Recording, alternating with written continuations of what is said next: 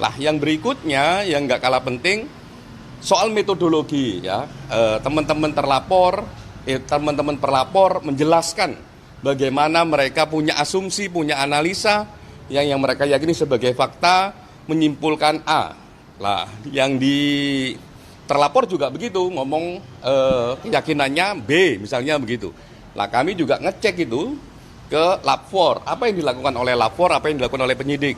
Di lapor misalnya dia menjelaskan apa saja yang mereka cek, menggunakan alat apa, metodologinya bagaimana, sehingga kita bisa ukur sebenarnya ini siapa yang memiliki metodologi yang paling kredibel. Lah, kami cek tadi, yang ngeceknya satu, dari segi bahan, apakah bahannya memang faktual ataukah tidak. Nah, ternyata bahannya ya satu bendel itu banyak sekali, masing-masing 20 item. Jadi punyanya Pak Jokowi dengan pembandingnya masing-masing 19 sampai 20 item. Dicekin semua, dengan apa yang dicek, salah satu yang paling penting adalah karakter dari kertas. Ya, karakter dari stempel dan sebagainya. Karena itu memang benda fisik ya yang mereka pegang dan sebagainya. Sehingga dalam konteks seperti itu, ya sebagai satu proses metodologi, sebagai satu proses kerja-kerja penegakan hukum, kami mendapatkan gambaran yang kredibel. Yang berikutnya, apakah cara kerja kayak gitu bisa dipertanggungjawabkan? Bisa. Karena kita cek alatnya apa, metode kerjanya ini apakah berstandarisasi ataukah tidak. Alatnya tadi ditunjukin menggunakan alat apa saja, dan alat ini dipakai enggak di lapor yang lain. Nah, alat itu dipakai oleh lapor yang lain. Ya, artinya bisa diuji kalau alatnya itu. Kedua, apakah menggunakan satu standarisasi yang juga diakui secara internasional atau nasional? Ada pakai ISO. Sehingga memang dari segi metodologi itu lebih meyakinkan. Kami mendapatkan keterangan itu. Yang berikutnya yang nggak kalah penting adalah apakah misalnya begini, ketika proses dokumen itu terus ada satu dengan yang lain berbeda-beda misalnya, itu bagaimana penjelasannya? Itu juga dijelaskan, termasuk oleh lapor, ya, oleh penyidik, tapi lebih banyak oleh oleh UGM. Misalnya begini, kenapa kok Anda skripsi ya yang belum ada tanda tangannya, itu dijelaskan, dan itu terjadinya tidak hanya di satu dua skripsi, tapi banyak skripsi yang model kayak gitu. Kenapa bisa terjadi? Lah, itu ada penjelasannya yang menurut kami ya sangat informatif dan akuntabilitasnya oke. Ya, kredibilitasnya oke. Nah, itu tadi kami dalami. Yang berikutnya yang nggak kalah penting kalau tadi kan su sudah, penggunaan profesor sudah, tanda tangan sudah, termasuk KKN dan sebagainya, mekanisme itu tadi kami mendapatkan penjelasan yang menurut kami dengan pendalaman cukup baik. Lah, kita bilang cukup baik karena di samping kami mendapatkan penjelasan, kami juga minta proses penjelasannya. Jadi kalau mereka ngambil barang dari UGM misalnya, ngambil bukti dari UGM, mana berita acaranya, mana dokumentasinya dan sebagainya. Termasuk juga mekanisme kerja di lapornya.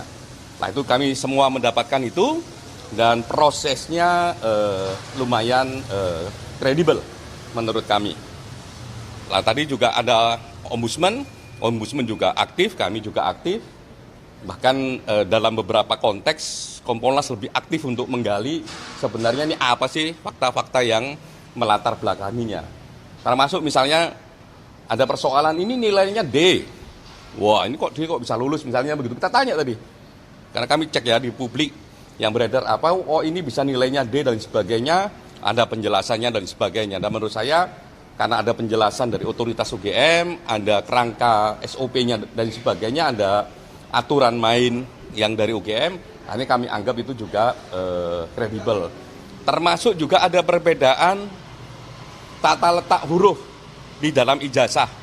Ya, tata letak huruf dalam ijazah itu kan juga dipersoalkan. Nah, kami juga nanya tadi, ini gimana kok ada dalam satu dokumen, ada beberapa dokumen tata letak hurufnya kok berbeda. Ada yang agak mepet dengan dengan simbol UGM-nya, ada yang agak jauh gitu ya A-nya. Wah, itu ada penjelasannya dan dijelaskan dengan cukup baik ya, dijelaskan dengan bukti cukup baik dan menurut kami penjelasan itu masuk akal.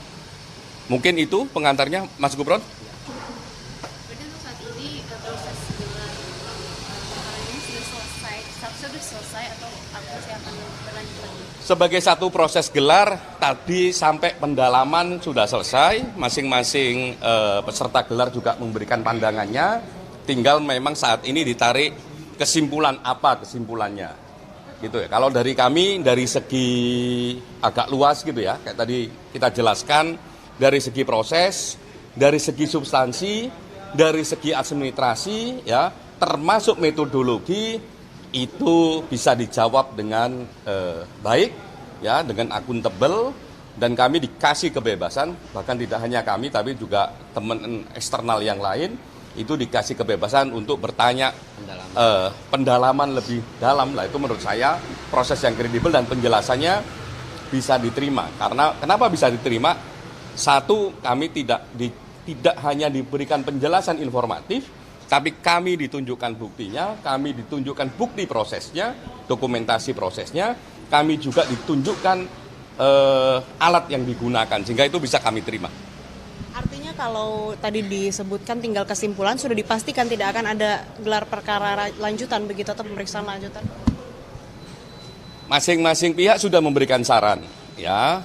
Masing-masing pihak sudah memberikan saran, ya tergantung Karwasidik menyimpulkan saran itu bagaimana, termasuk juga ahli. Di situ ada ahli pidana tadi yang juga menjelaskan bagaimana kerangka merespon fakta-fakta yang terjadi, fakta-fakta yang ada dalam mekanisme gelar tadi, baik yang disampaikan terlapor, pelapor, penyidik, lapor, UGM, ya, dia merespon itu dan dia memberikan pandangan hukumnya. Lah saya enggak bisa mewakili dia untuk menjelaskan apa sarannya. Tapi untuk kapannya itu sempat dikasih tahu nggak? Kami mewanti-wanti dan berharap kesimpulan ini jangan terlalu lama untuk diumumkan. Karena satu, prosesnya sudah baik ini. Ya, prosesnya sudah baik, masing-masing pihak dikasih kesempatan untuk menjelaskan apa yang mereka yakini, baik pelapor maupun terlapor, dan kami yang di eksternal juga dikasih kesempatan untuk menggali lebih dalam, gitu.